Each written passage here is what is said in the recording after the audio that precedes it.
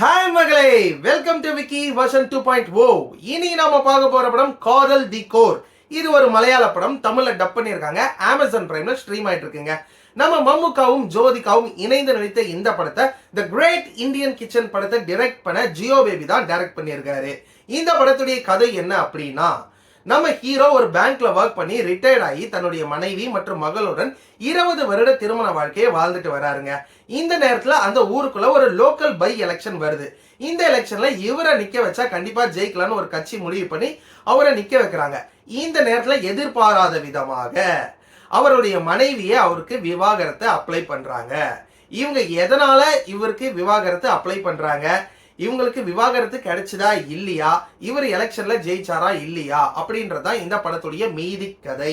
First of all, இந்த படத்துல ஹீரோவா நடிச்ச மம்முட்டி சாருக்கு என்னுடைய ஹேட்ஸ் ஆஃப்ங்க. மலையாளத்துல இவ்வளவு பெரிய சூப்பர் ஸ்டாரா இருக்க ஒருத்தர் இந்த கேரக்டரை சூஸ் பண்ணி நடிக்கிறதுன்றது சாதாரணமான விஷயம் இல்ல. எனக்கு பார்க்க ரொம்ப பிரமிப்பா இருந்தது.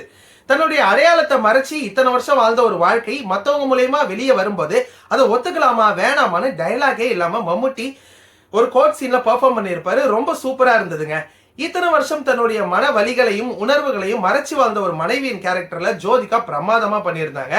இது ஒரு சர்ச்சைக்குரிய படம் தாங்க. நிறைய கல்ஃப் கண்ட்ரீஸ்ல இந்த படத்தை பேன் பண்ணிட்டாங்க நான் கேள்விப்பட்டேன்.